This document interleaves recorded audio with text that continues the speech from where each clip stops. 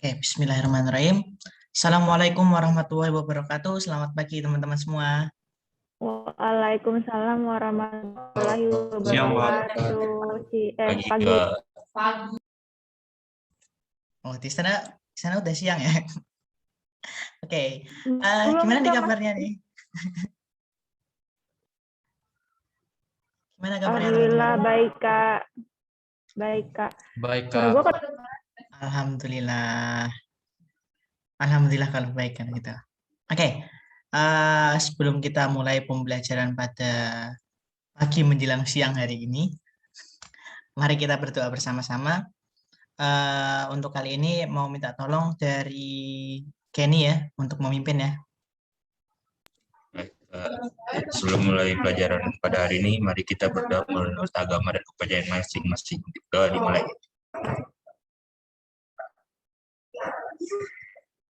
Doa selesai. Jadi, salam. Assalamualaikum warahmatullahi wabarakatuh. Waalaikumsalam warahmatullahi wabarakatuh. Oke, terima kasih untuk bantuannya Kenny. Oke, jadi minggu lalu kita sudah membahas terkait pertumbuhan dan perkembangan tumbuhan, terutama bagian perkecambahan ya. Nah, untuk pertemuan kali ini apa itu? Oke. Untuk pertemuan kali ini nanti kita akan mencoba untuk melanjutkan pembahasan terkait pertumbuhan dan perkembangan tumbuhan. Dan kalau sempat waktunya nanti kita akan lanjutkan ke pertumbuhan dan perkembangan sel hewan. Oke. Jadi pada pertemuan sebelumnya kita sudah membahas terkait perkecambahan, yang mana ada beberapa tahapan penting yang ada di proses perkecambahan tersebut. Salah satunya adalah tahapan imbibisi. Ada yang ingat tahapan apa itu imbibisi?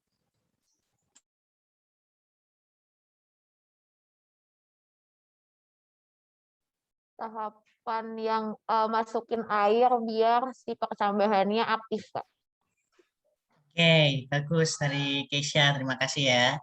Ya, jadi benar dari Keisha bahwa tahapan imbibisi itu merupakan tahapan awal dari perkecambahan, yang mana si biji ini dia menyerap air untuk memulai yang namanya proses perkecambahan. Oke, sedikit intermezzo dari pertanyaan Keisha kemarin ya terkait apakah seluruh tanaman itu mengalami perkecambahan? Jawaban Kak Anas kemarin adalah ya. Tapi untuk pertemuan ini Kak Anas ingin beri tambahan bahwa ya semua tanaman berbiji yang tumbuh dari biji akan mengalami perkecambahan. Karena Kak Anas baru ingat bahwasanya ada beberapa jenis tanaman, berbagai jenis varian tanaman yang bisa melakukan reproduksi melalui tunas dan lain-lain. Pisang ya, Kak? Ya, benar, pisang. Itu salah satu contohnya ya. Nah, kalau yang modelnya seperti pisang melalui tunas, dia tidak mengalami yang namanya perkecambahan. Oke, Keisha? Oke. Nah, kalau gitu kita langsung melanjutkan aja. Jadi kemarin ada yang namanya pertumbuhan primer pada tumbuhan dan juga pertumbuhan sekunder dari tumbuhan. Yang mana pertumbuhan ini diaktifkan atau disebabkan oleh beberapa faktor. Salah satu faktor internalnya adalah adanya hormon-hormon ya di dalam tumbuhan yang kemarin udah ada di video. Nah, kali ini kita akan membahas tentang hal tersebut. Kita akan bahas lebih rinci. Kak Anas mau share screen terlebih dahulu.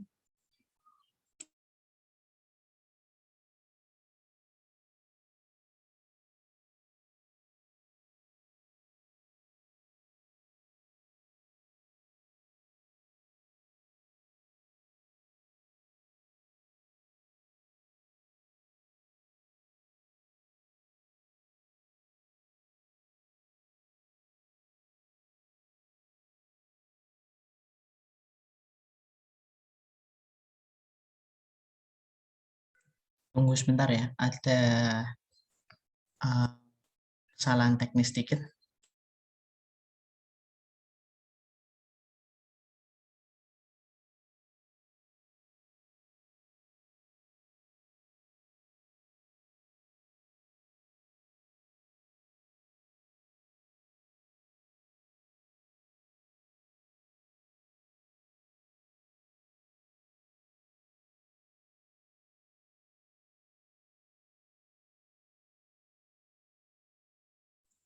Udah bisa nampak belum ya? Belum, Kak. Belum. Oh, oke. Bentar.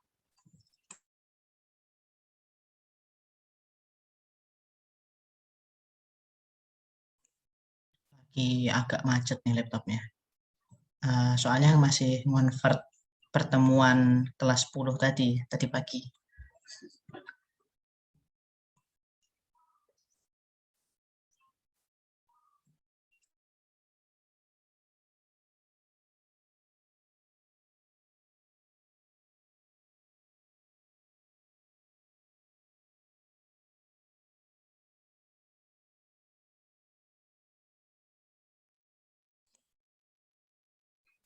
Oke, sekarang udah terlihat teman-teman? Sudah, Kak. Sudah, Kak. Oke, sudah ya.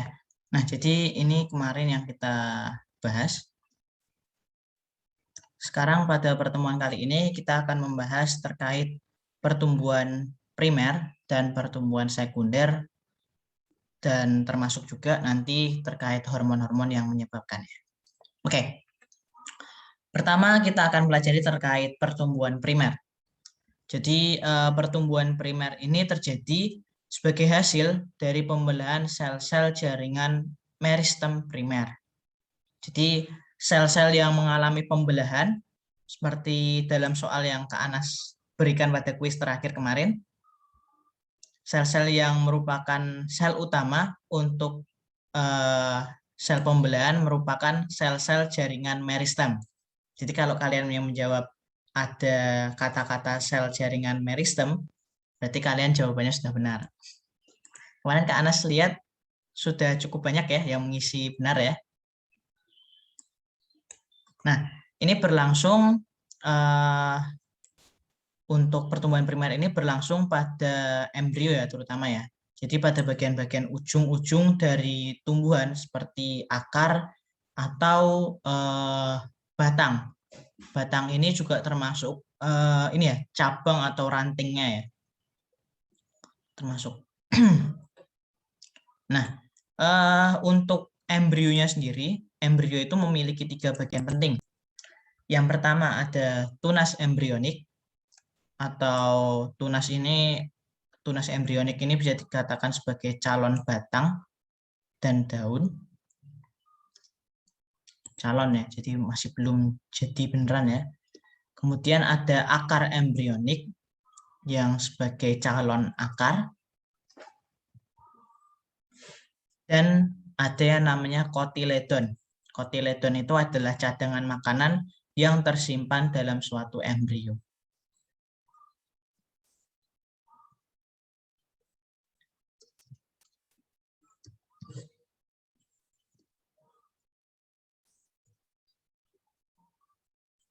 Nah, jadi kalau digambarkan dalam sebuah biji, kita ambil contoh di sini ada biji kacang dan biji jagung. Ada biji kacang dan juga biji jagung. Nah, di sini bisa kita lihat bahwa ini adalah tunas embrionik sekaligus akar embrionik. Kemudian kotiledon adalah yang ada di dalam bagian biji ini. Sangat banyak ya proporsinya ya. Hal ini disebabkan karena kotiledon ini bersifat sebagai cadangan makanan bagi bibit yang belum memiliki daun. Karena dia belum bisa melakukan fotosintesis, oleh karena itu untuk menyuplai makanan dia menggunakan makanan yang ada di kotiledon. Seperti itu. Nah, kalau untuk yang jagung ini sama. Ini ada kotiledon. Sedangkan untuk tunasnya di sini kecil ini. Jadi ukuran tunas Oke, gimana? Kalau Jimmy ya? misalnya, iya, kalau biji yang belum diimbibisi itu dia hidup atau mati ya, Kak? Kita bisa katakan dia itu dalam masa dorman ya. Masa dorman itu bisa dikatakan sebagai tengah-tengahnya antara hidup dan mati sebenarnya. Jadi kalau dia nggak dibiarkan melakukan proses imbibisi, tidak dibiarkan untuk mendapatkan air atau rangsangan lain yang bisa menyebabkan pertumbuhan, dia lama-kelamaan akan mengering dan pada akhirnya mati. Seperti itu, Jim. Oh, baik, Kak.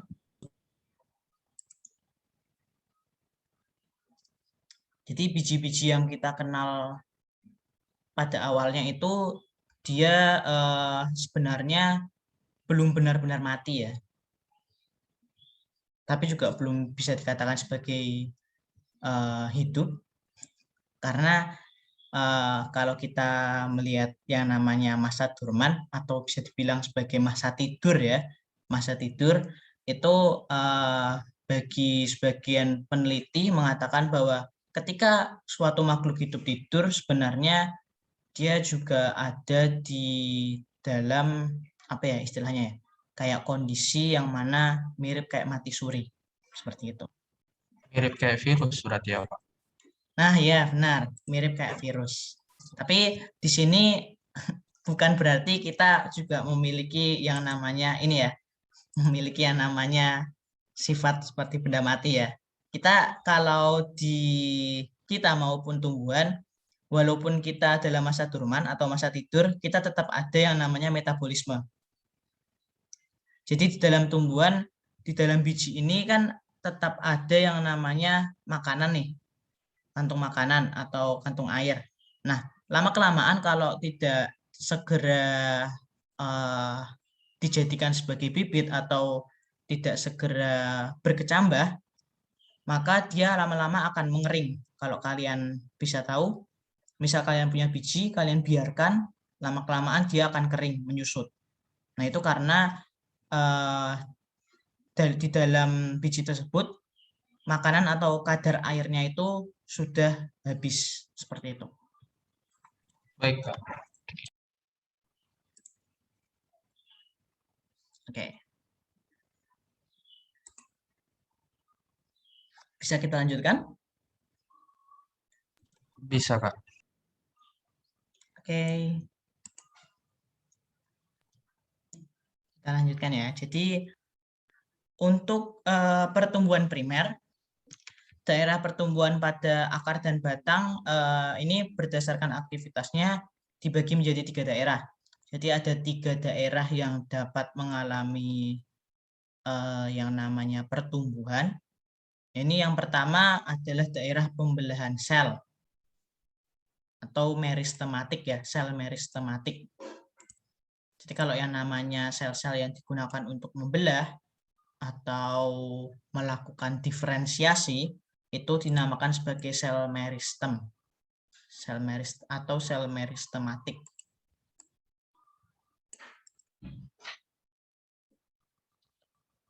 Selain daerah pembelahan sel, ada juga yang namanya daerah pemanjangan.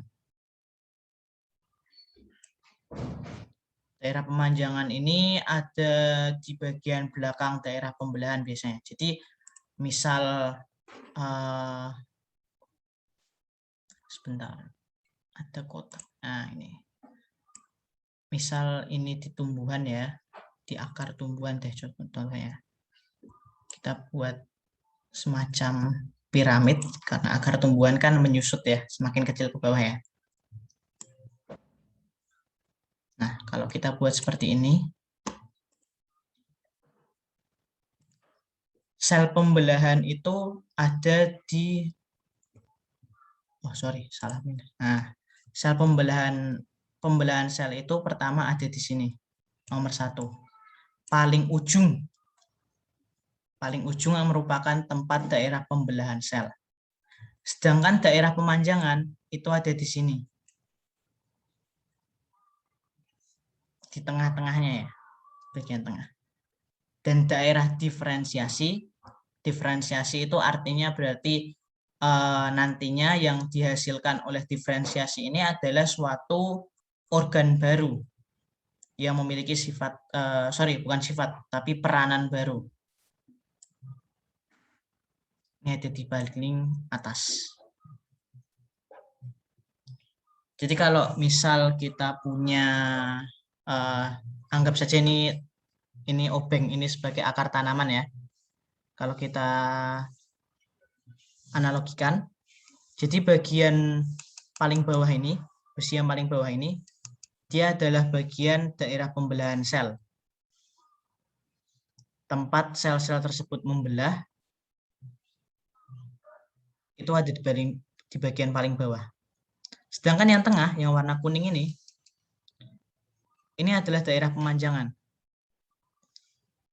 Yang fungsinya nanti ketika tumbuhan itu semakin besar, maka kalau akar itu dia akan tumbuh semakin turun ke bawah.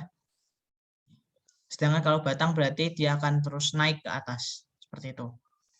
Untuk pemanjangan itu yang berfungsi adalah daerah pemanjangan ini. Pemanjangan atau peninggian juga boleh dikatakan seperti itu. Sedangkan yang terakhir, yang paling atas, yang paling ujung ya berarti ya, paling atas nih. Ya, ini adalah daerah diferensiasi, di mana tugasnya adalah membuat sel-sel yang memiliki tugas baru.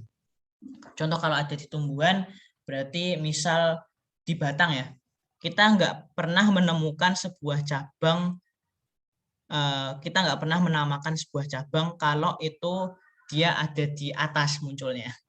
Kalau di samping, dia baru dinamakan sebagai cabang ya. Setuju? Iya, Kak. Setuju ya? Misal kita punya pohon Setuju, gini Kak. nih. Punya pohon gini. Nah, yang kita namakan cabang kan yang samping-samping ini ya. Bukan yang paling atas ya. Bukan yang paling atas ini ya. Itu karena di sini adalah daerah diferensiasi.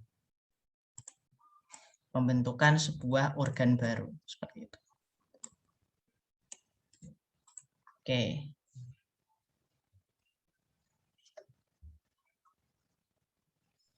Contohnya organ baru itu kayak apa, Kak?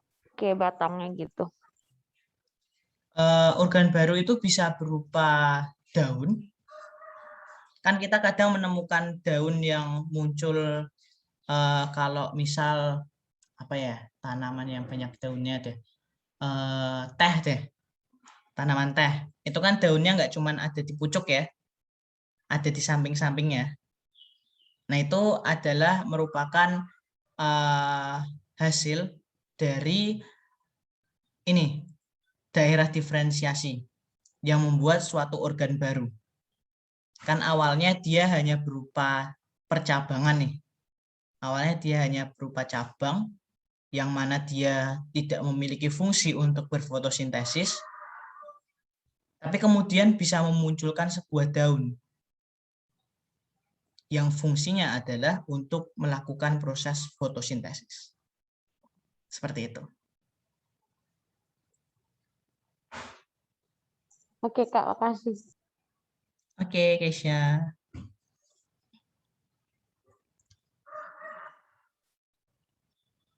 Oke, kita lanjutkan. Jadi sel-sel yang khusus untuk yang berdiferensiasi ini, terutama membentuk akar ya ini ya. Ini sebenarnya itu merupakan tunas, namanya tunas lateral yang akan menjadi cabang. Jadi ketika masih kecil kita kan nggak pernah, kalau tumbuhan masih kecil kan dia belum memiliki cabang nih, ya kan?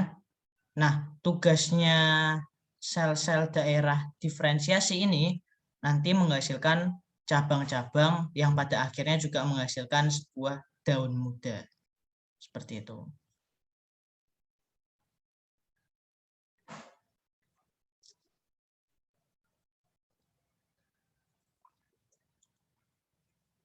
Oke.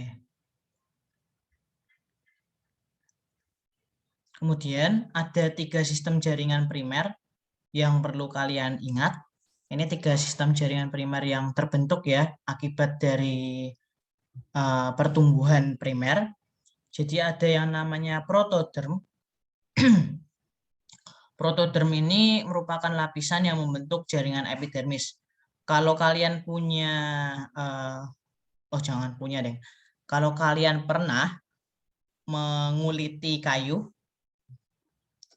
misal ada pohon apa ya, pohon Ranting berkayu lah. nggak, Kak? Ya, gimana? Ranting nggak? Ranting kan bisa dikuliti, Kak. Ya, boleh ranting. Nah, itu ketika kalian kuliti, setelah kalian kuliti, kalau kalian biarkan, nanti kulit tersebut akan diperbarui oleh ranting tersebut. Dengan catatan ranting tersebut nggak kalian patahkan ya. Sekedar dikuliti aja ya.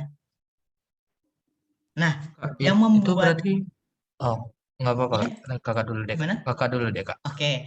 Nah, yang membuat kulit ini bisa dibuat bisa diproduksi kembali atau bisa dibilang jaringan epidermis ini bisa terbentuk kembali itu karena protoderm ini yang membuat hal itu. Oke, tadi Jimmy gimana? Kak, berarti kalau cangkok itu dia berarti ngebuat itu organ baru ya, Kak? Kalau cangkok kan dikuliti, Kak.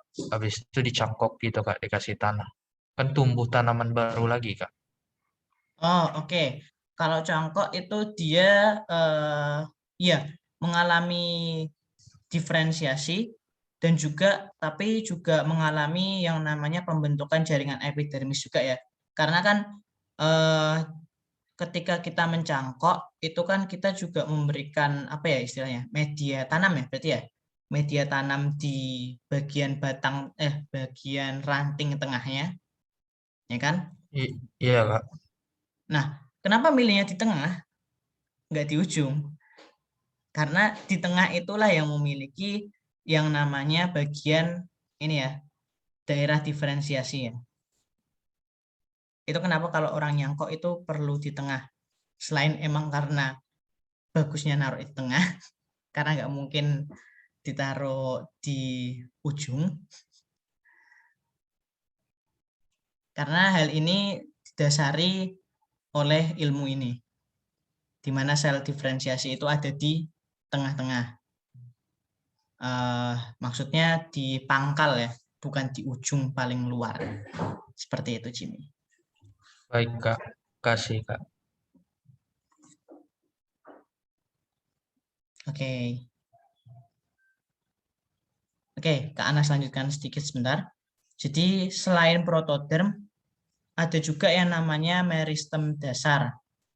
Ini untuk meristem dasar itu akan membentuk sebuah jaringan dasar yang mengisi lapisan korteks. Jadi kalau kalian pernah menguliti kayu, di dalamnya kan masih ada serat-serat yang mirip kayu ya. Ya emang kayu sih. Maksudnya serat-serat yang ada di pohon itu kan nggak cuman langsung keluar, misal kalau ada kambiumnya kan nggak langsung keluar kambium ya di situ ya. Nah, ini yang membuat adalah meristem dasar ini. Jadi yang membuat jaringan dasar itu tugasnya meristem dasar. Sedangkan kalau yang membuat kambium ataupun menjadi ini ya, membuat phloem dan xilem untuk pengangkutan bahan makanan itu dinamakan sebagai prokambium. Oke, silakan. Kalau ada yang ini tanyakan bisa ditanyakan terlebih dahulu. Sebelum kita break nanti. Natat sebentar Kak yang prokambium. Oke, silakan.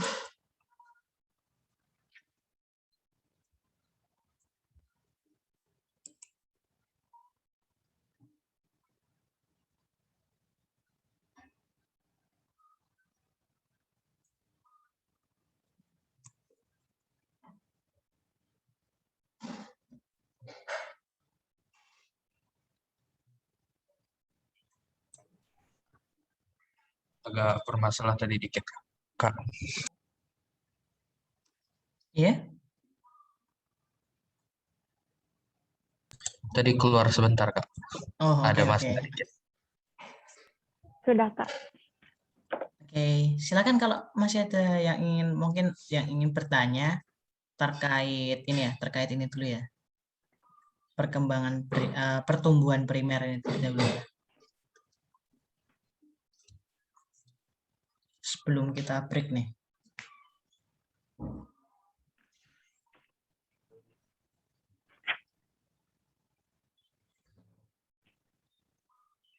Saya tidak sih, Kak. Oke, Saya juga enggak sih, Kak. oke. Saya juga enggak.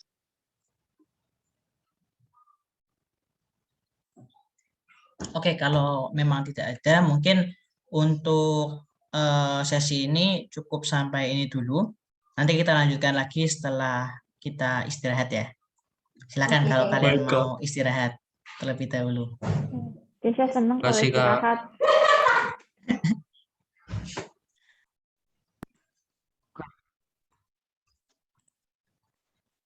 Oke, pertumbuhan primer nih. Oke, jadi pertumbuhan primer ini ada dua yang akan kita coba perdalam lagi. Jadi pertumbuhan primer pada akar dan pertumbuhan primer pada batang. Untuk pertumbuhan primer ini seperti yang sudah kita bahas tadi ya. Jadi ada bagian diferensiasi, paling pangkal, paling atas ya. Kemudian ada bagian pemanjangan yang fungsinya nanti untuk memanjangkan bagian tubuh tumbuhan. Dan yang terakhir adalah bagian pembelahan. Nah ini, bagian pembelahan itu untuk pembelahan, dia fungsinya sebagai bagian ujung ya, terdapat pada ujung sebelum tudung akar atau epidermis dari akar tumbuhan. Di sini terdapat yang namanya sel meristem primer dan sel meristem apikal. Ini. Jadi kalau yang di ujung-ujung itu dinamakan sebagai sel meristem apikal. Kalau yang di batang nanti juga ada yang namanya meristem apikal. Itu biasanya ada di bagian kuncup. Kuncup paling ini ya, paling ujung ya berarti.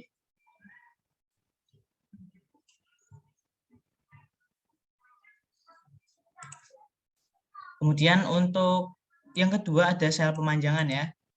Jadi kalau sel untuk yang pemanjangan ini, daerah pemanjangan ini ya seperti namanya, dia sekedar untuk memanjangkan aja. Menambahkan ukuran panjang dari akar maupun batang. Nanti kalau di batang berarti namanya batang. Pemanjangan batang. Sedangkan yang terakhir adalah untuk yang diferensiasi.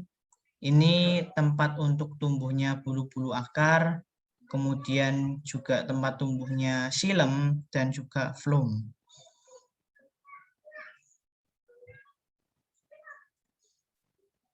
Dan ini juga yang diferensiasi ini kalau kita di bagian lain ya, bagian batang misal atau bagian cabang, ini nanti kalau yang tadi disinggung oleh Jimmy, di mana ketika kita mencangkok, kita ambil kulit di bagian tengahnya, nah itu kenapa bisa muncul sebuah akar baru atau muncul bulu-bulu apa ya, semacam, berarti kan mirip-mirip akar itu ya, pertama ya, sebelum benar-benar menjadi akar. Nah itu karena di bagian diferensiasi ini bisa tumbuh bulu-bulu akar baru, seperti itu.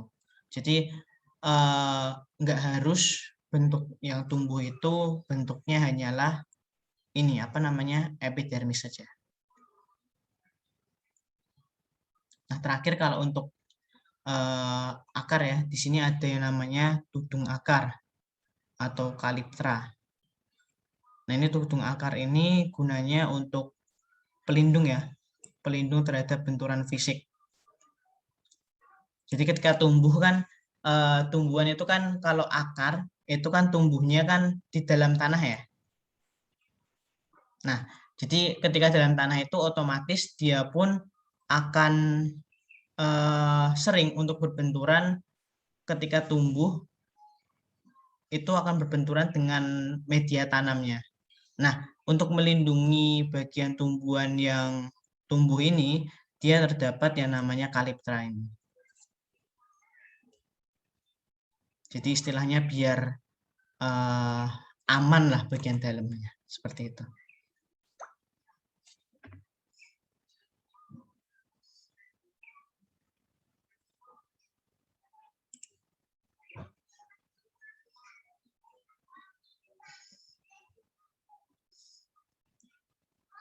Untuk pertumbuhan primer sama pertumbuhan primer di batang sama ya. Jadi ada bagian daerah pemanjangan, kemudian meristem apikal di ujung bagian pucuknya, kemudian ada yang namanya bagian diferensiasi yang paling dalam. Ini kalau untuk yang batang ini juga ada menghasilkan bagian kambium juga. Ada prokambiumnya. Oke, silakan kalau ada pertanyaan terlebih dahulu.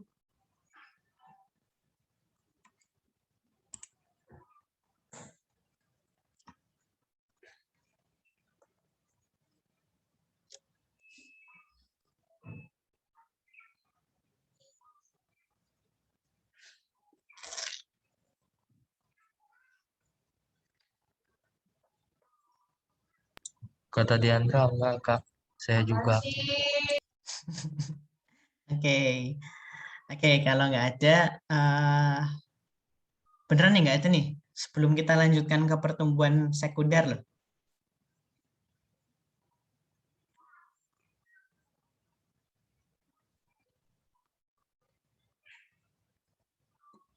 Pak, tadi apa aja yang pembelahan, yang meristem apikal, terus perpanjangan sama diferensial yang batang. Oke, kalau yang primer itu ada 3 bagian utama. 3 bagian utama ya. Jadi ada daerah pembelahan sel, kemudian ada daerah pemanjangan, dan yang ketiga adalah daerah diferensiasi. Nah, untuk yang pembelahan sel, ini nama sel yang ada di situ adalah biasanya ya, itu adalah sel meristem primer dan sel meristem apikal.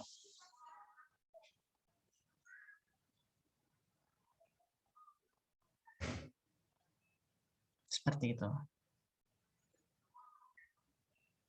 Oke, Kak, makasih. Oke.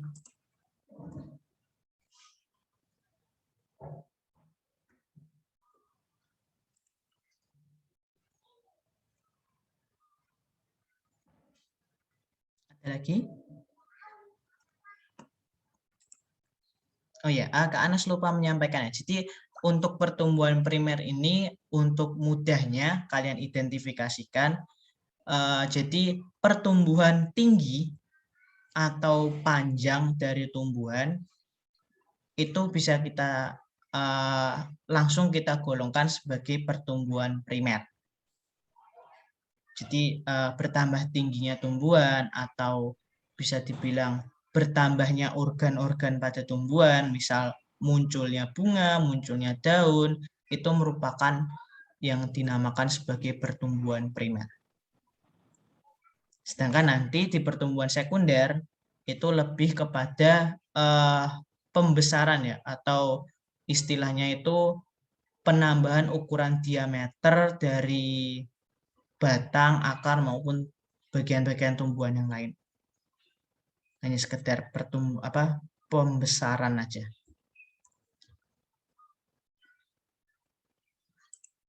Oke. Bisa kita lanjut? Bisa, Kak.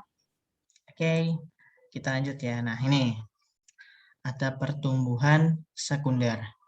Nah, untuk sekunder ini bukan lagi dipengaruhi oleh sel meristem primer atau bisa dibilang sel meristem apikal.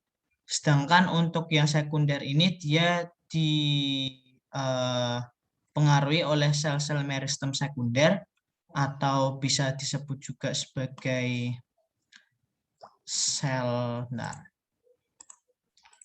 ketikkan, jadi sel meristem lateral, bukan apikal ya, tapi lateral, yang mana terdiri atas kambium dan juga kambium gabus. Nih.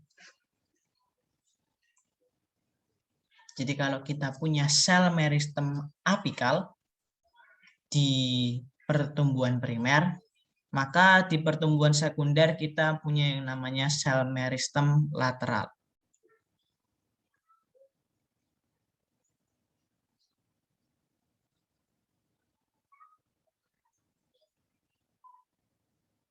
Sel meristem lateral tadi apa, Kak? Untuk sel meristem lateral itu sel-sel meristem sekunder ya, yang mempengaruhi pertumbuhan sekunder. Jadi namanya adalah sel meristem lateral, nama lainnya. Baik, Kak.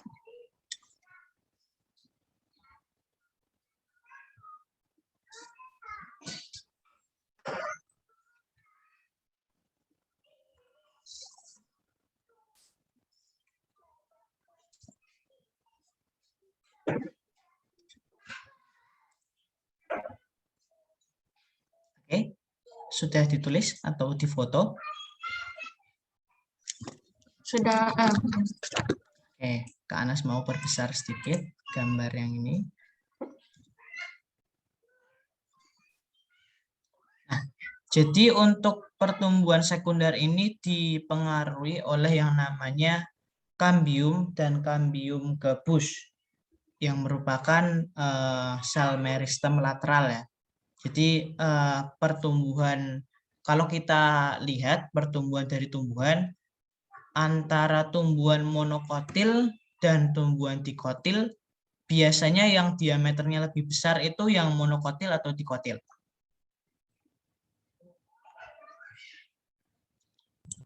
Kotil, Kak. Dikotil. Dikotil ya. Tanaman padi sama tanaman mangga biasanya diameter batangnya lebih besar dari mangga ya, daripada ini ya. Besar mangga daripada tanaman padi ya. Iya, Kak. Nah, ini dipengaruhi karena tanaman dikotil ini memiliki yang namanya kambium dan kambium gabus. Yang mana perkembangannya itu bisa memperbesar ketika mereka sel-sel yang ada di kambium dan kambium gabus ini membelah, dia akan memperbesar diameter dari tumbuhan. Dan pembelahan ini dipengaruhi oleh adanya ini jumlah, tergantung jumlah makanan dan air ya pada suatu musim ya. Jadi ketika kalian ada yang pernah dengar dengan istilah lingkaran tahun? Ada ya? Iya, Kak. Bentuk lingkaran tahun yang ada semacam cincin-cincin tersebut sebenarnya itu merupakan akibat dari perbedaan jumlah kadar air dan kadar makanan pada suatu musim. Jadi misal kita punya lingkaran tahun, kita coba gambarkan. Anggap aja ini lingkaran yang bulat ya. Kemudian nanti di sini ada bulatan lagi, bulatan lagi, bulatan lagi. Nah, yang bagian warna, sorry, mau ralat dikit gambarnya biar berbeda.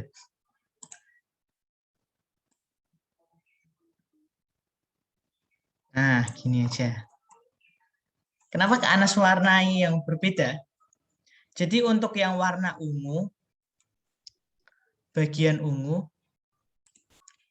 ini merupakan kulit tanaman, bagian luar tanaman. Sedangkan untuk yang merah ini lingkaran tahunnya. Nah, lingkaran tahun ini sebenarnya adalah keadaan pertumbuhan dari batang ketika makanan itu sedang sedikit-sedikitnya. Jadi ketika musim panas, Anas tulis P aja ya. Ketika musim panas, dia kan pertumbuhannya sedikit karena jumlah cadangan makanan dan juga airnya sedikit, kadar airnya. Sedangkan untuk yang bagian ini, yang Kak Anas arsir dengan warna hijau, ini adalah pertumbuhan ketika dia memiliki jumlah makanan yang besar. Atau bisa dikatakan sebagai ketika ini mungkin musim semi ya. Musim semi. Nah, jadi ketika perbedaan musim itu ada, hadir, kalau kita ambil yang di dekat kita aja deh, kita ambil di Indonesia atau di Singapura, kan hanya ada 2 musim ya, panas dan penghujan. Nah, yang hijau ini adalah ketika dia musim hujan. Ketika ada banyak makanan dan juga ada kadar airnya banyak, maka dia bisa tumbuh dengan cepat. Sedangkan yang merah ini sebenarnya juga merupakan pertumbuhan dari tumbuhan. Tapi karena jumlahnya sedikit, jumlah makanan pada saat itu sedikit, dan kadar air juga sedikit, ini pada musim kemarau ya. Nah, itu dia hanya membentuk suatu daerah yang kita sebut sebagai cincin ya, mirip cincin seperti itu. Nah, ini asal-usul bagaimana lingkaran tahun itu bisa terbentuk, teman-teman. Seperti itu. Dan kenapa kita bisa menghitung berapa jumlah tahun yang telah dilewati tanaman dengan menghitung lingkaran tahunnya? Karena satu daerah ini, merah dan hijau yang paling depan, ini mewakili 1 tahun. Kemudian ke dalam lagi 2 tahun, 3 tahun, dan selanjutnya. Kita dasari atas perubahan musim. Seperti itu. Jadi bukan karena ini munculnya cincin ini per tahun aja. Bukan karena sekedar itu alasannya. Tapi karena bagian pertumbuhan yang lain pun juga diperhitungkan. Seperti itu, teman-teman. Oke. Silakan kalau ada pertanyaan dulu. Pak, lingkaran tahunnya ini rata-rata tanaman itu setiapnya beda-beda ya, Kak? Beda apanya nih? Kalau misalnya kan ada tanaman mangga sama tanaman apel tuh, Kak. Tanaman mangga sama apel gitu, Kak. Sama-sama sekitar 5 tahun gitu, Kak. Itu lingkarannya sama-sama 5 gitu, Kak. Atau motifnya berbeda gitu nggak, Kak? Untuk untuk jumlahnya ya, untuk jumlah lingkarannya Kak Anas jujur Kak Anas kurang tahu ya kalau untuk keadaan di realitanya. Nanti coba Kak Anas carikan. Tapi kalau kita berdasarkan logika, kita logik dari ini, lingkaran tahun ini, dan kalau kita melihat dari contoh tumbuhan berkayu seperti jati atau mahoni seperti itu ya, itu untuk lingkaran tahun ini mungkin polanya sedikit berbeda, tetapi untuk dasar kenapa si lingkaran tahun ini bisa muncul itu sama. Jadi memang karena ini jumlah makanan dan kadar air pada suatu musim. Oke, baik, Kak. Oke, silakan kalau ada pertanyaan lagi. Nanti untuk pertanyaan Jimmy, Kak Anas coba carikan jawabannya yang lebih mantep ya. Karena Kak Baik, Anas Kak. sendiri, Makasih, Kak. oke, Kak Anas kan basicnya kimia sebenarnya. Jadi kalau biologi ini Kak Anas juga takut kalau menyesatkan sih. Oke.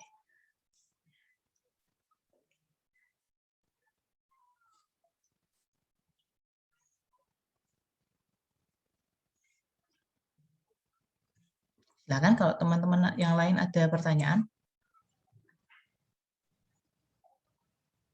Belum, Kak. Oke, kalau belum kita lanjutkan dikit. Kayaknya nggak nyampe ya kalau buat bahas hormon ya. Oke, nggak apa-apa. Kita lanjutkan ke ini dulu, pertumbuhan dulu aja deh. Kemudian selanjutnya ini ya, untuk pertumbuhan sekunder akar dan batang. Ini ada kambium vaskuler, itu letaknya di antara xilem dan flum. Jadi kalau kita ini ya, ada xilem dan flum, itu tengah-tengahnya adalah kambium, kita sebut sebagai kambium vaskuler. Nah ini cincin kambium vaskuler ada di sini ya, melewati tengah-tengah dari xilem dan flum.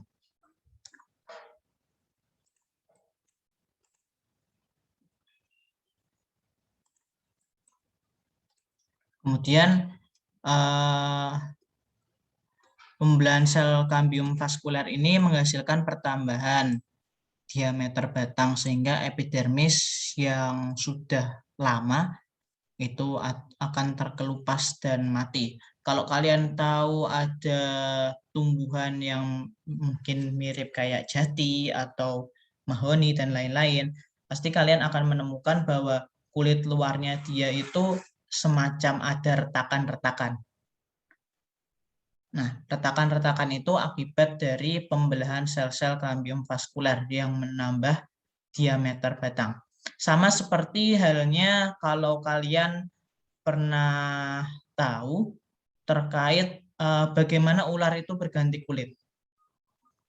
Jadi ketika memang dia sudah terlalu besar tubuhnya, maka dia perlu untuk mengganti kulitnya. Sama juga dengan tumbuhan.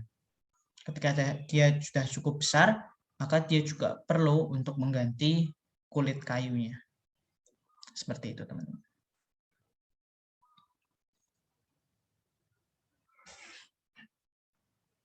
Nah, ini yang Kak Anas sebutkan tadi. Jadi pembelahan kambium ini terjadi sepanjang tahun, tapi kecepatan pembelahannya pada musim hujan dan musim kemarau itu tidak sama.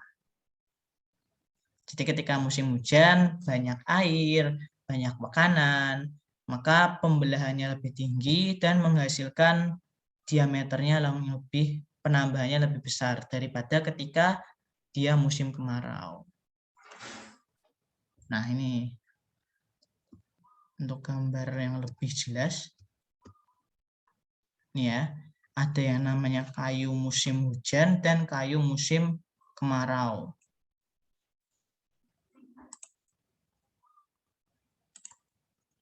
Ini yang musim hujan. Sedangkan yang musim kemarau bentuknya lebih kecil. Yang sering kita sebut sebagai lingkaran tahun itu secara umum itu yang ini, yang musim kemarau. Karena yang terlihat paling mirip kayak cincin ya. Tapi sebenarnya lingkaran tahun itu dua-duanya ini. Jadi 1, kemudian 2, 3, dan seterusnya.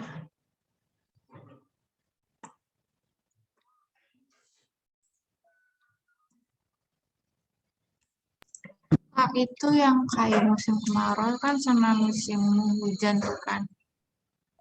Kedengeran nggak, Kak? Iya, gimana, Diandra? Kalau misalnya batang kan itu ada lingkaran tahunnya kan ada kayu musim kemarau sama musim hujan. Tapi jadi kalau misalnya di pohonnya itu lagi kemarau, maksudnya gimana ya? Lagi kemarau, berarti kayu musim lingkaran tahunannya itu menunjukkan warna kayu musim kemarau ya, Kak? Iya, Mana nanti ya? dia akan menunjukkan warna kayu musim kemarau atau warna yang pekat ini. Jadi nanti bisa kalian hitung juga apakah dia itu sudah 1 tahun penuh atau masih setengah tahun. Misal kita memulainya perhitungannya dari misal ya, ini kalau kita mulai dari drawernya, ini. Misal kita mulai dari yang musim kemarau. Berarti kita menghitungnya dua-dua nih. Musim kemarau sama musim hujan itu jadi satu. Jadi 1, 2, 3, 4, 5, 6, 7, 8. Nah, ini kan masih ada satu musim kemarau lagi. Berarti bisa kita simpulkan dia 8 tahun lebih. Mungkin kalau ini udah setengah tahun berarti bisa disebut 8,5 tahun. Bisa kayak gitu. Jadi tergantung menghitungnya dari yang kayu dari musim hujan atau kayu musim kemarau. Baik, Kak. Terima kasih. Oke. Ada lagi yang ingin ditanyakan?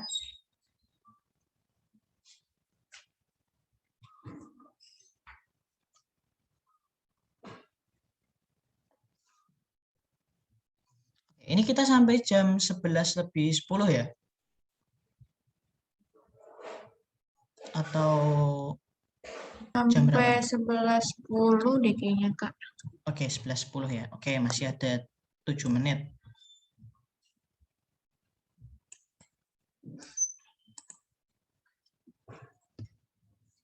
Oke, nah itu untuk yang pertumbuhan sekunder, teman-teman. Kemudian di sini sebenarnya masih ada juga pembungaan. Ini kalau pembungaan mungkin nanti ke Anas kirimkan aja filenya, bisa kalian baca. Yang paling penting untuk pembungaan ini, kalian perlu tahu bahwa bunga itu muncul akibat adanya diferensiasi sel tumbuhan. Dimulai dari induksi bunga.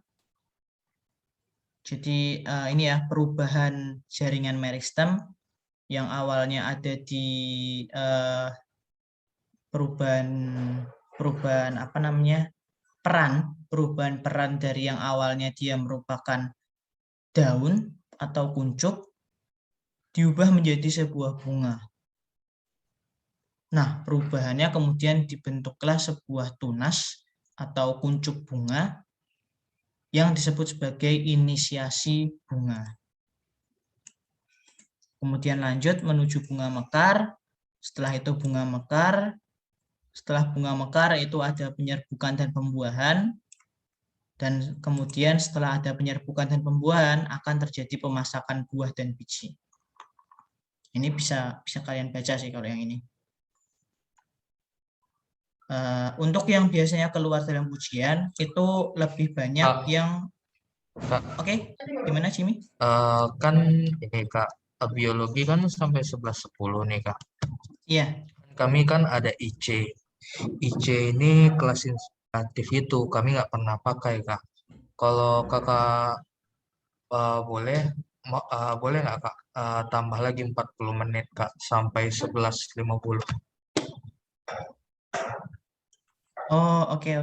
Boleh sih kalau kalian memang mau. Terus semuanya mau katanya Kak. Oke, mau diambil hari ini juga langsung? Iya. Iya Kak. Oke, boleh sih, boleh. Itu berarti kan kelas yang home class ya itu ya? Benar bukan sih? Kelas inspiratif kami juga nggak tahu itu apa sih Kak. Nggak Oh, ada ngapa-ngapain oke. Kak. Oke, Kosong gitu. boleh. Kalau memang kalian mau, bisa kita lanjutkan biar lebih mantap ya. Ini ya untuk yang bagian perkembangan dan pertumbuhan dari tumbuhan. Nanti bisa kita lanjutkan ke hormon kalau gitu, kalau memang kalian mau. Tapi di sini semua Baik, berarti Kak. sudah setuju ya?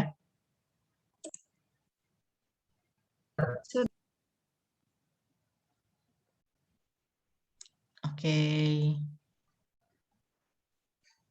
Oh iya, tapi setelah ini memang tidak ada jam pelajaran ya, Jimmy?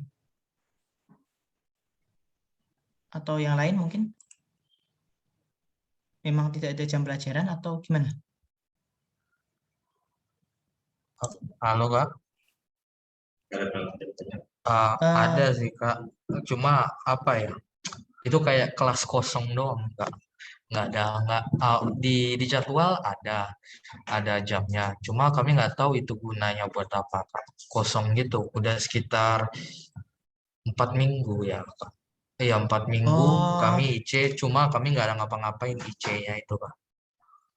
oke, oke, oke. Oke, boleh kalau memang mau ditambah.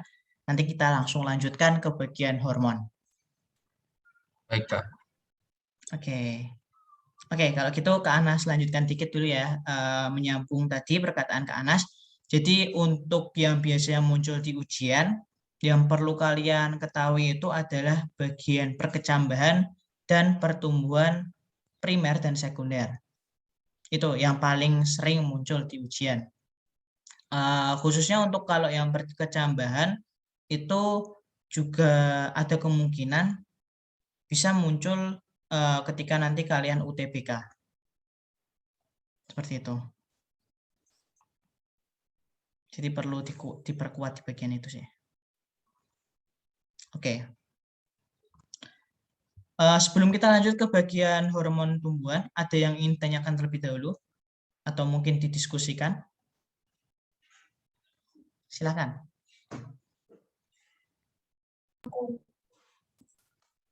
Saya tidak, Kak. Aku jeung toilet ya, Kak. Oke. Silakan Keisha.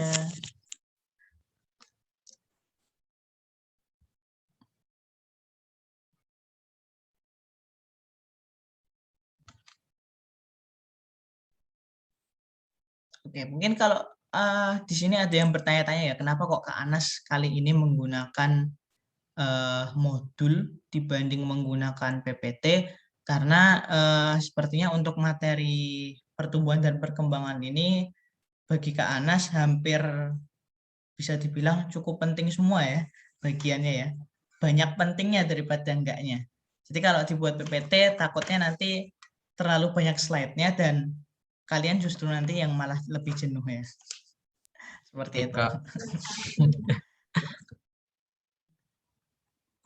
Tapi nanti mungkin kalau untuk rangkumannya insya Allah nanti akan Kak Anas coba buatkan untuk persiapan dari PTS kalian juga. Oh ya, PTS kalian kapan ya? Sekitaran Oktober gitu, Kak. Oke, masih Oktober ya. Oke, kalau gitu masih aman.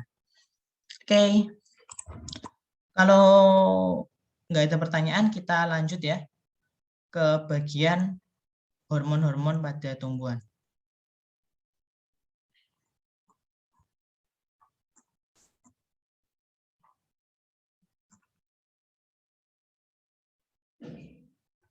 Oke, ini. Jadi ada faktor-faktor yang mempengaruhi pertumbuhan dan perkembangan tumbuhan. Kalau yang eksternal, Anas yakin kalian sudah tahu ya. Kalau yang eksternal, ada cahaya matahari, kemudian nutrisi, kemudian kadar air, suhu, kelembapan, dan sebagainya. Itu kan udah suatu hal yang wajar ya bagi kalian ya, untuk mengetahui hal tersebut. Nah, untuk yang hormon tumbuhan, ini yang sedikit rumit, karena kita nggak pernah tahu, nggak pernah bisa melihat seperti apa sih rupa dari hormon tersebut. Nah, di sini kita akan membahas 5 hormon terpenting yang ada di dalam tumbuhan. Jadi bukan hanya manusia nih yang punya hormon. Kak, hormon itu mirip-mirip kayak DNA gitu nggak sih, Kak? Jaring-jaringannya gitu, Kak. Oke, hormon mirip sama DNA. Kak Anas mungkin menjawab kalau yang ini Kak Anas yakin jawabannya tidak. Jadi hormon Oke. itu bukan mirip DNA ya, tapi dia itu semacam substansi zat kimia. Dia itu semacam zat kimia yang Maaf, merangsang Kak. Maaf, Kak. sesuatu Maksud untuk saya bukan DNA, Kak. Enzim, Kak, maksud saya. enzim. Kalau dibilang dengan enzim ini kurang tepat juga ya, Jimmy. Oke, Jadi Kak. kalau enzim itu kan dia kan sebagai apa ya istilahnya ya, hanya sebagai fasilitator atau menyediakan jembatan agar reaksi itu terjadi. Tapi kalau hormon ini, dia itu justru yang mendorong suatu reaksi untuk terjadi.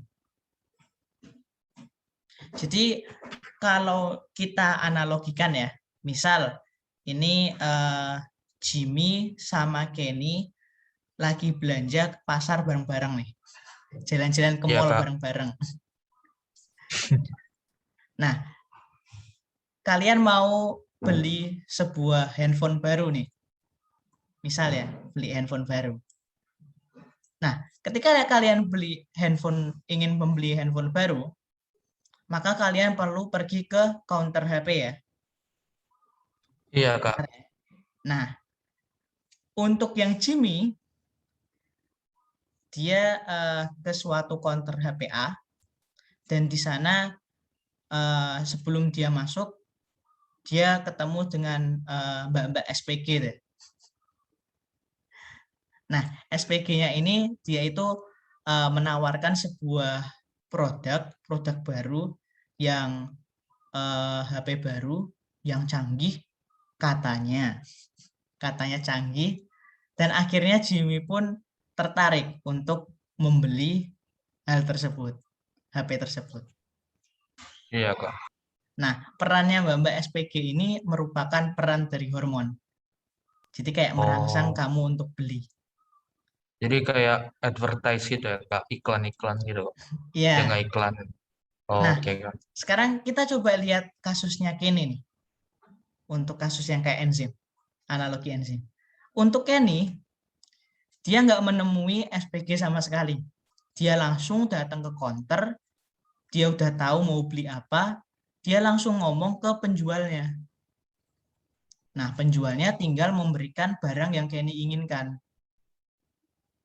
Jadi dia hanyalah fasilitator memberikan barang itu. Nah, itu fungsi untuk enzim, kerjanya enzim. Dia itu hanya fasilitator. Seperti itu. Oke, baik, Kak. Terima kasih. Oke. Jadi bisa ditangkap ya. Untuk hormon ini dia sifatnya hanyalah untuk merangsang sesuatu untuk terjadi. Memacu sesuatu untuk terjadi. Kalau di manusia,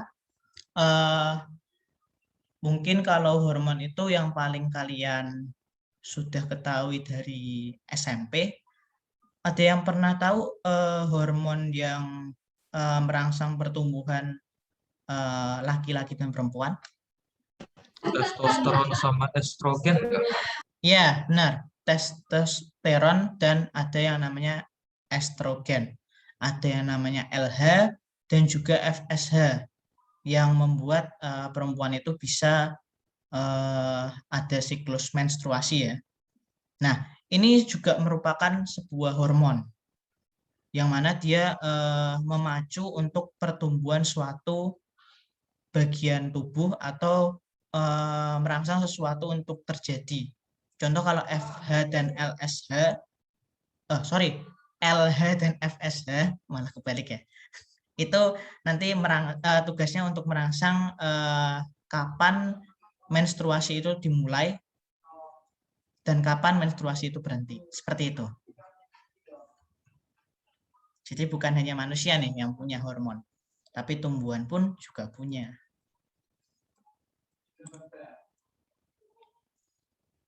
Oke.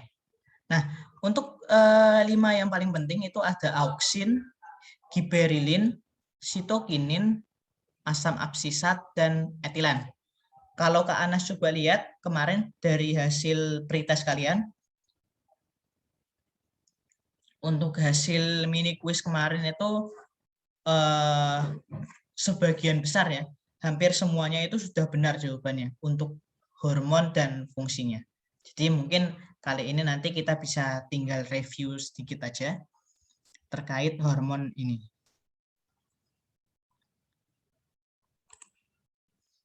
Oke.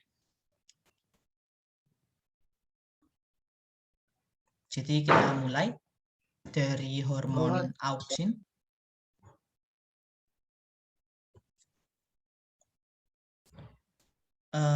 Kak, Ya. Kak, saya boleh permisi sebentar ya, Kak? Saya mau ngembaliin pamflet tentang kelas 12 ini, Kak. ke Pak Fajar bentar, Kak. Oke, silakan Jimmy, nggak apa-apa.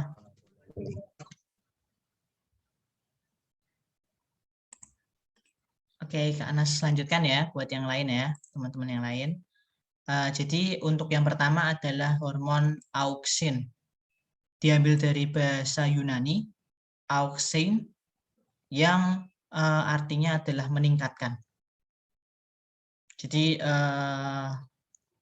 auksin ini dia fungsinya untuk ini ya, untuk membuat pertumbuhan primer dari tumbuhan itu bisa berlangsung. Jadi kapan dia harus berdiferensiasi, kapan dia harus memanjang, kapan dia harus membelah selnya, ini semuanya dipengaruhi oleh hormon auksin.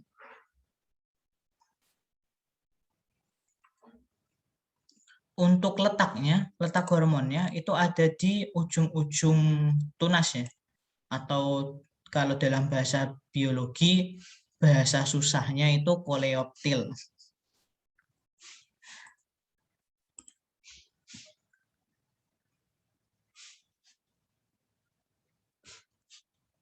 Nah, ini nggak perlu diketahui yang ini, nggak perlu terlalu difokuskan. Yang penting ini, jadi kerjanya itu efektif bila tidak ada cahaya.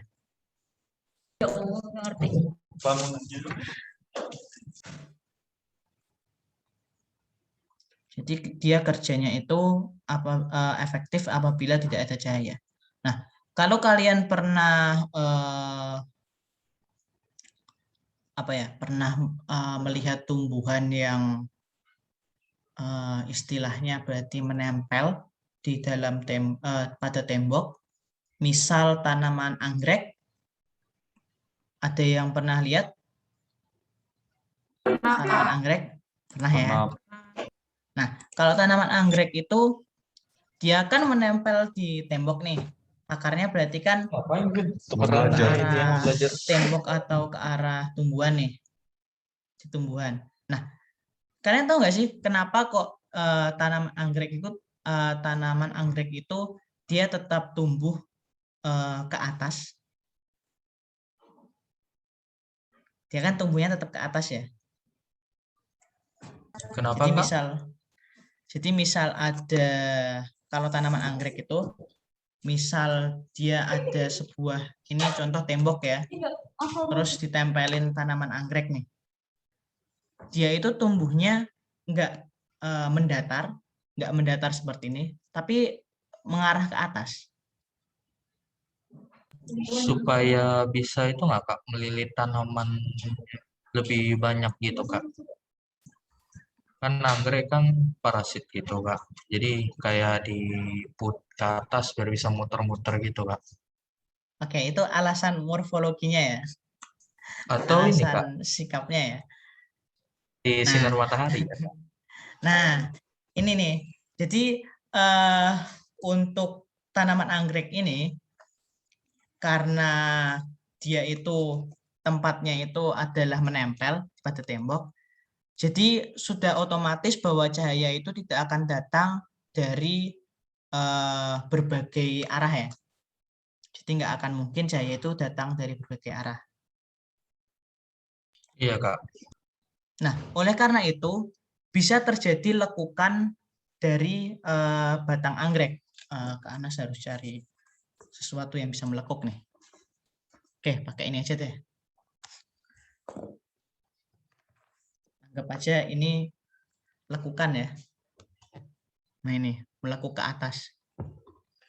Ada lekukan ke atas, seperti ini. Jadi kabel ini melekuk ke atas. Nah, lekukan ini dipengaruhi oleh adanya kerja dari hormon auksin yang berbeda antara sisi yang terkena cahaya dan sisi yang tidak terkena cahaya.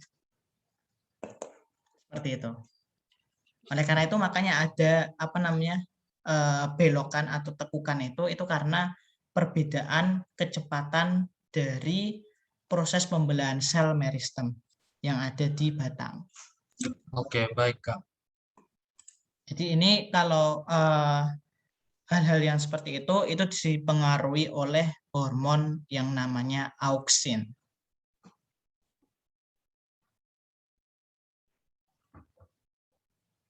Baik, Kak. Oke, Kak. Selain itu, selain penyebab kejadian tadi, hormon auksin ini juga mempengaruhi adanya pematangan bunga ya, merangsang bunga untuk menjadi buah. Jadi kalau biasanya kita itu baru bisa mendapatkan buah ketika bunga itu setelah mengalami penyerbukan dan waktunya itu cukup lama. Nah, kita bisa mempercepat itu dengan menggunakan hormon auksin.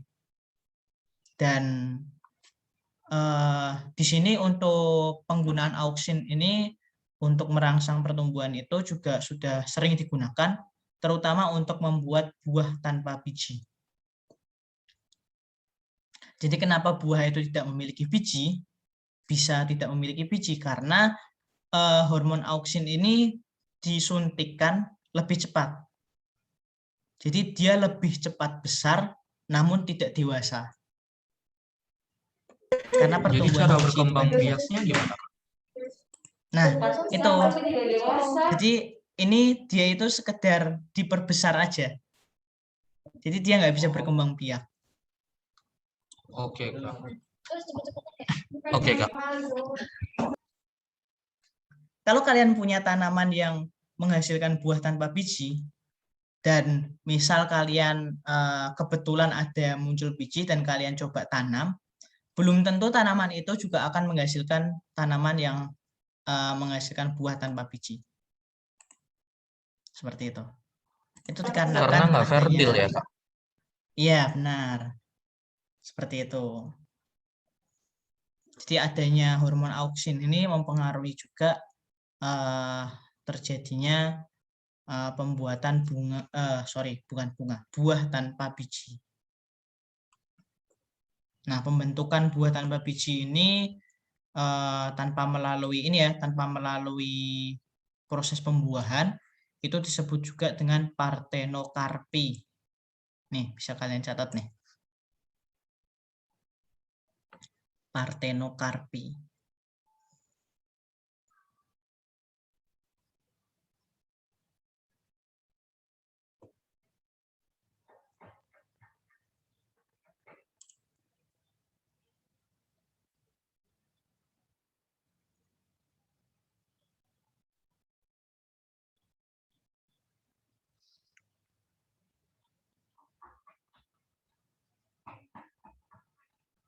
Nah, ini ya. Jadi Pak Kak, Oke, jadi iya, Diandra. partenokarpi itu proses pembentukan buah tanpa pembuahan ya tadi.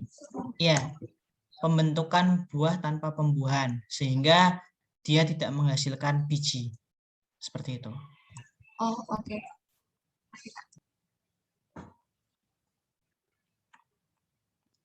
Jadi kalau kita coba kita analogikan sebagai manusia ya. Kalau manusia itu kan ada yang namanya proses pembentukan embrio. Ketika sel ovum bertemu dengan sel sperma, ya kan? Nah, kalau di tumbuhan kita bisa tetap menghasilkan buah. Sebenarnya aslinya itu ya, buah itu sebenarnya sebagai tempat untuk berkembangnya embrio dari tanaman baru. Setelah penyerbukan, bertemunya benang sari dan putik, itu akan menghasilkan sebuah buah yang dalamnya itu adalah biji. Biji itu embrio, sedangkan buah itu merupakan cadangan makanan. Nah, tanpa adanya penyerbukan, tanpa adanya pembuahan, kita tetap bisa menghasilkan buah dengan memberikan hormon auksin ini. Tapi nanti otomatis karena kita tanpa adanya pembuahan, artinya nggak terbentuk embrio, makanya di situ nggak ada biji. Seperti itu, teman-teman.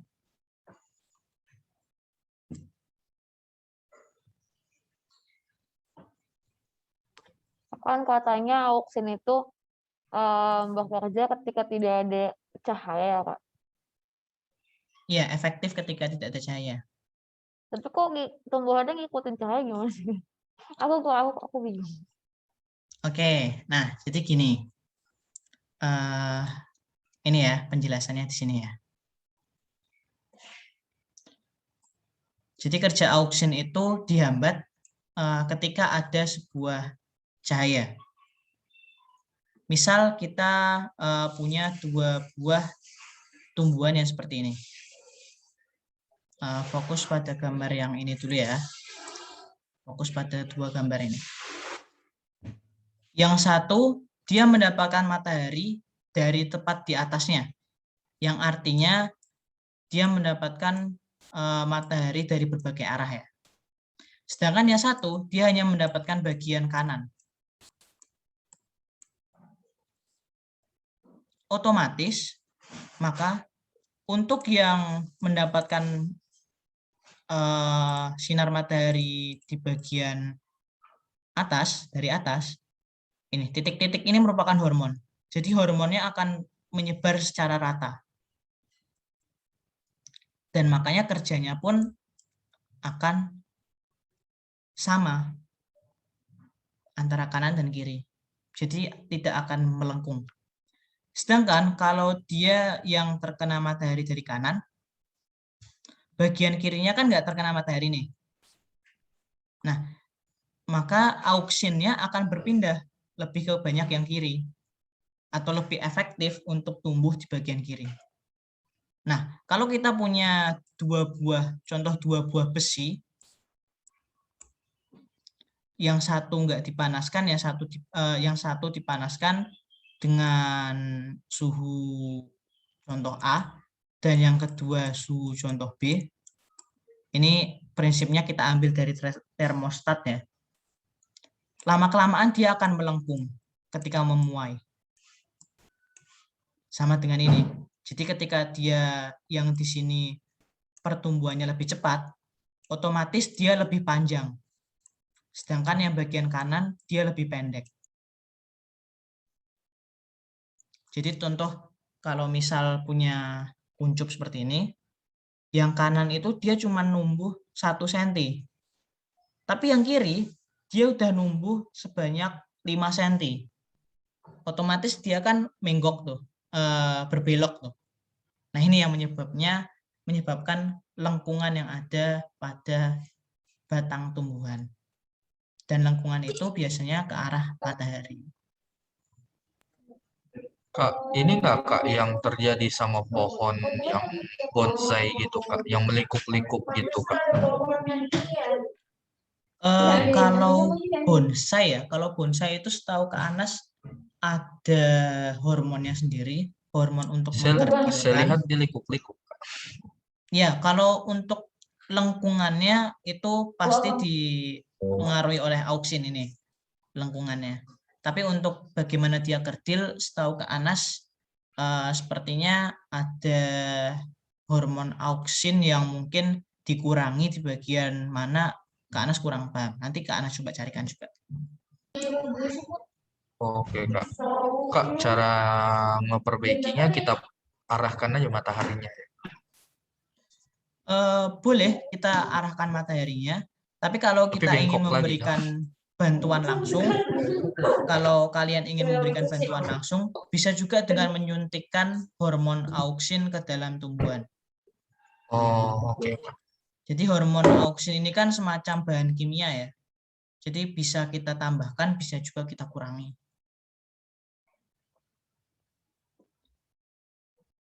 Ada lagi?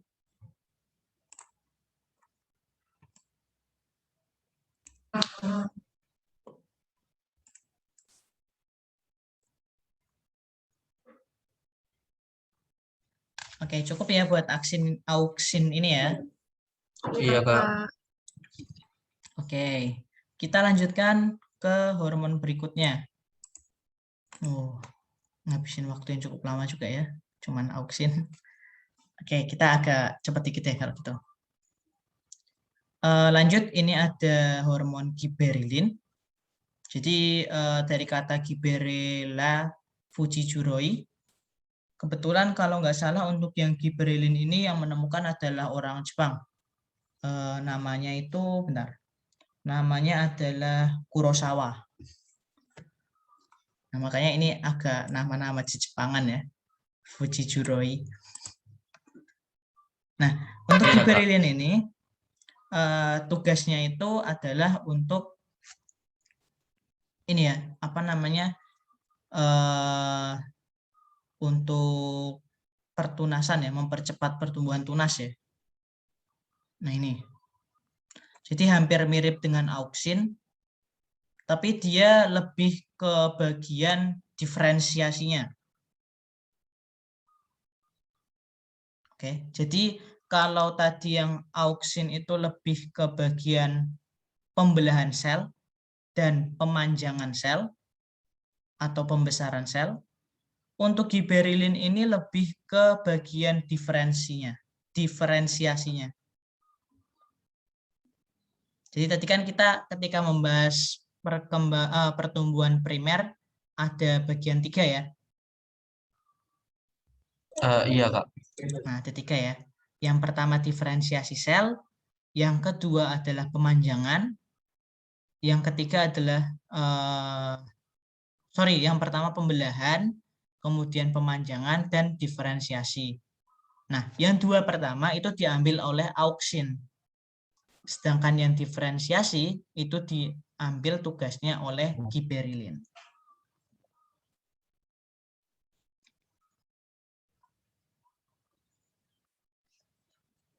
Nah, ini fungsinya ini cukup banyak. Bisa kalian baca ini. Kalau kalian mau foto juga boleh. Tapi nanti habis ini akan ke Anas kirim file lengkapnya. Baik, Kak. Silakan. Terima kasih, Kak. Nah, untuk gibberellin ini kalau nggak salah ya, ini yang pengen menjawab pertanyaan juga dari Jimmy tadi, keingintahuannya terkait bonsai. Kayaknya untuk gibberellin ini yang lebih berpengaruh terhadap pengkerdilan tanaman. Oh, oke, Kak. Jadi salah satu, Kak Anas baru ingat, salah satu sifat dari gibberellin ini dia bisa bisa menghindari terbentuknya suatu tanaman menjadi kerdil. Jadi tanaman itu punya sifat kerdil ya. Bisa, kalau kalian udah belajar tentang teorinya Mendel yang terkait tanaman itu bisa besar, tinggi atau kecil. Nah, setiap tanaman pasti punya yang namanya bawaan genetik untuk jadi kerdil. Nah, gibberellin ini yang biasanya membuat sifat kerdil ini menjadi berkurang. Nah, kalau kalian mau mengkerdilkan tanaman, kalian hanya perlu mengurangi jumlah gibberellin yang dihasilkan oleh tumbuhan. Oke, Kak. Kasih, Kak. Seperti itu.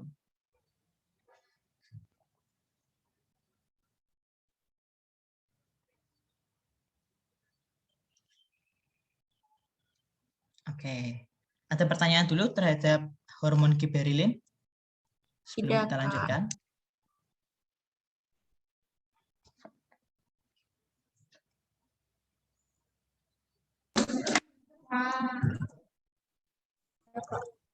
Oke, kalau nggak ada berarti kita lanjutkan ya ke bagian hormon sitokinin. Ini sitokinin diambil dari nama prosesnya, yaitu dia memacu proses sitokinesis atau pembelahan plasma sel. Jadi letak dari sitokinin ini dia biasanya berada di jaringan pembuluh. Jaringan pembuluh itu berarti xilem atau phloem. Antara xilem dan phloem. Seperti itu. Nah, fungsinya dia akan menunda penuaan bagian tubuh tumbuhan. Terus kemudian ada pertumbuhan pada kultur jaringan. Kalau kalian pernah mendengar ada kultur jaringan, atau istilahnya berarti membuat sebuah tanaman dari sebagian sel tanaman. Jadi sel tanaman diambil, kemudian disterilkan, dan kemudian coba dibuat di sebuah laboratorium agar menjadi tanaman baru. Nah, ini yang berperan adalah sitokinin. Ini juga memacu pembesaran sel-sel keping biji dan juga memacu perkembangan kloroplas. Seperti itu.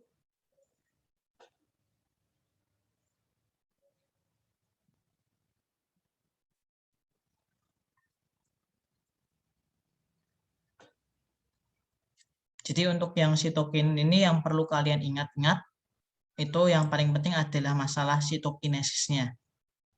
Karena namanya sitokinin, otomatis dia adalah gunanya untuk memacu proses sitokinesis. Seperti itu. Untuk pembelahannya sendiri nanti dia bekerja sama dengan auksin dan giberilin.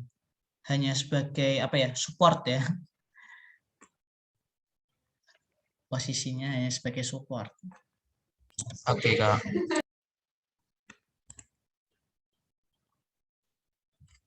Ada pertanyaan dulu di sini untuk yang sitokinin? Tidak.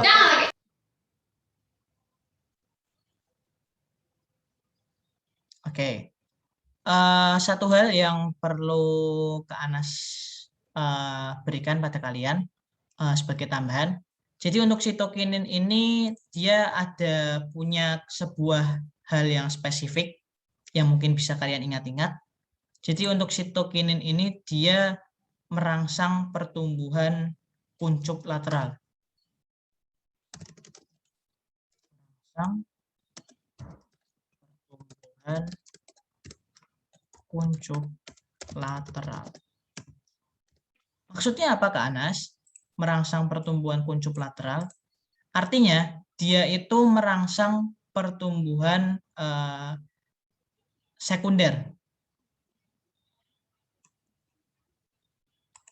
Dia yang merangsang pertumbuhan sekunder. Kalau auksin dan giberilin tadi kan hanya bagian primer nih. Hanya merangsang pertumbuhan primer nih. Nah, sitokinin ini yang bertugas untuk merangsang pertumbuhan sekunder pada tumbuhan.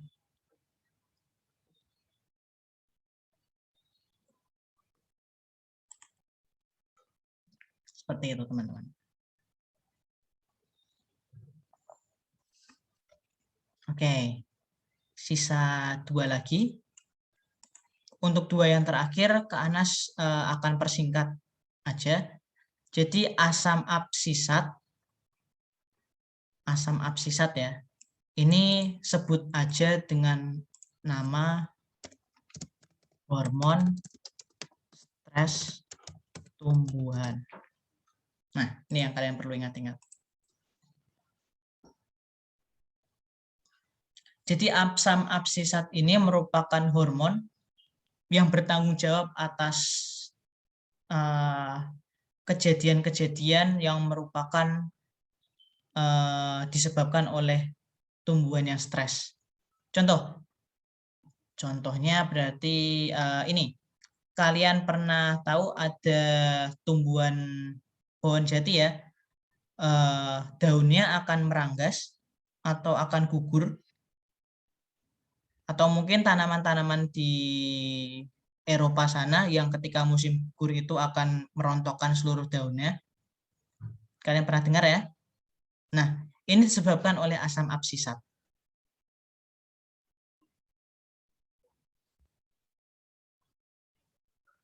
Jadi hormon stres tumbuhan ini akan muncul ketika dia kekurangan cadangan makanan atau kekurangan kadar air. Seperti itu.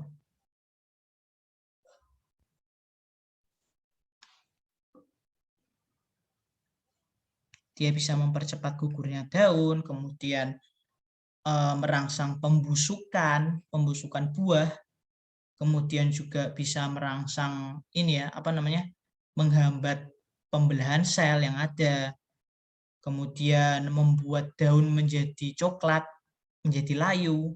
Ini semuanya adalah tanggung jawab dari asam absisat. Seperti itu teman-teman. Jadi buat itu ya Kak, nyimpan air gitu dijatuhin Kak pakai hormon ini Kak.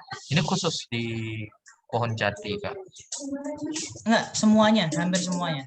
Ketika musim kemarau, kenapa kok tumbuhan itu banyak yang layu atau daunnya itu gugur? Itu karena dia ingin mengurangi mengurangi jumlah air yang menguap atau digunakan dalam proses fotosintesis. Istilahnya biar nggak boros.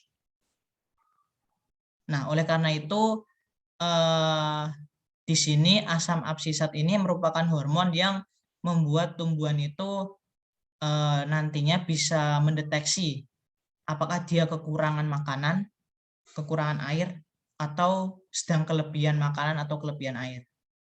Ketika kekurangan, maka si hormon stres tumbuhan ini, asam absisat ini akan terakumulasi dalam jumlah yang banyak, dan pada akhirnya membuat daun-daun itu menjadi gugur. Karena dia itu bisa memaksa memaksa penutupan yang namanya stomata. Stomata itu digunakan untuk penyerapan penyerapan air karbon dioksida. Ya. Nah ini.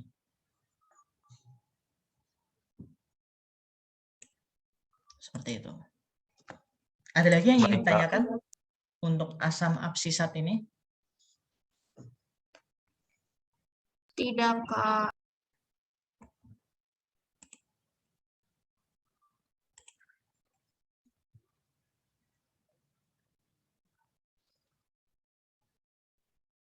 Oke, kalau memang tidak ada, kita langsung lanjutkan ke hormon yang terakhir yang perlu kalian ketahui, yaitu yang namanya gas etilen.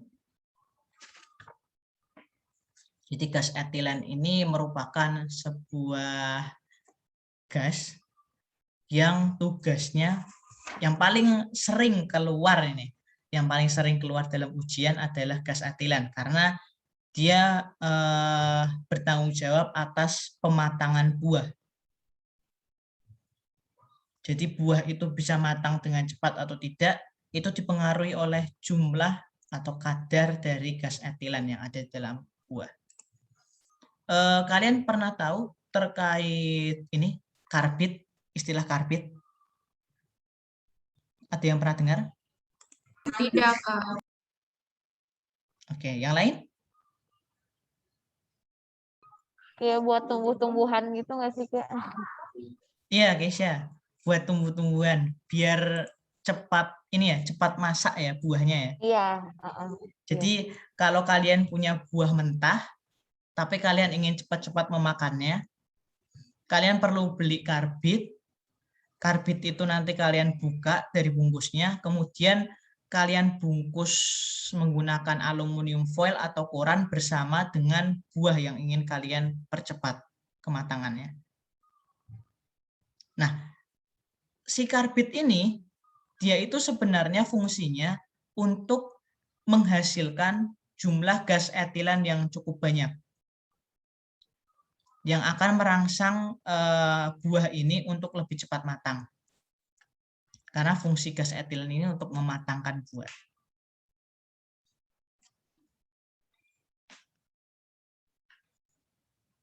Nah itu teman-teman. Selain itu, ini bisa dibaca juga ya, untuk selain memacu pematangan buah, etilen juga memacu terkait perkecambahan biji, penebalan batang, mendorong gugurnya daun, dan pemanjangan batang kecambah.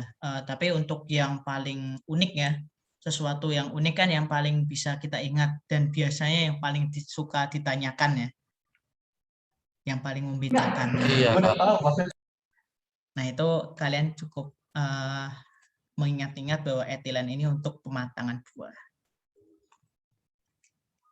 Oke, Setelah kasih talent ini berarti sudah selesai, kalian sudah mempelajari terkait perkembangan dan pertumbuhan dari tumbuhan. Oke, silakan kalau ada yang ingin ditanyakan bisa disampaikan.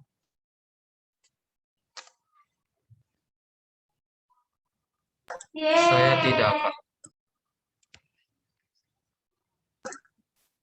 Mau apa? Aku nggak. Pas saya lapar Oke, gimana? Rafael tadi mau ditanyakan? Ada yang mau ditanyakan, Rafael?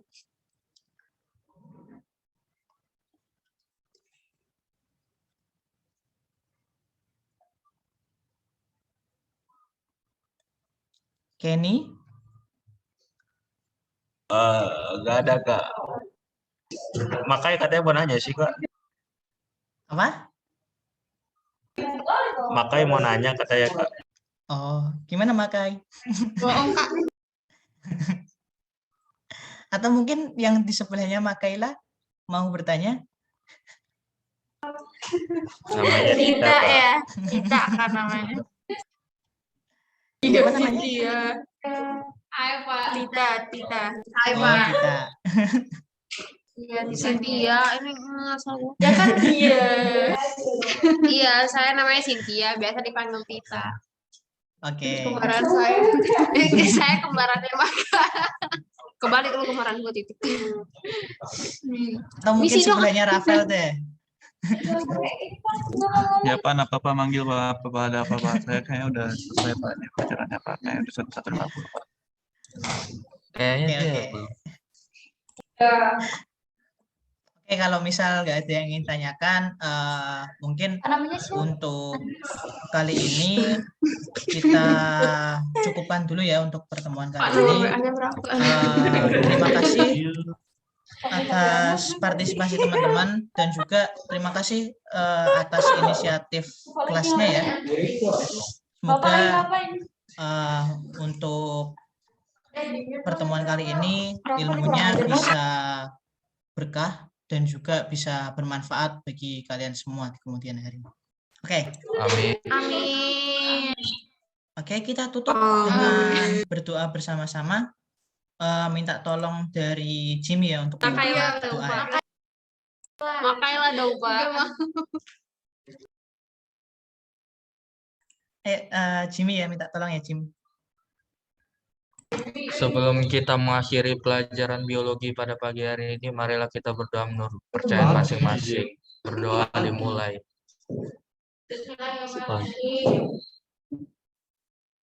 Berdoa selesai. Ucapkan salam. Assalamualaikum warahmatullahi wabarakatuh. Terima kasih, Pak. Waalaikumsalam warahmatullahi wabarakatuh. Oke, terima kasih teman-teman semua. Happy weekend. Kakak juga, Kak.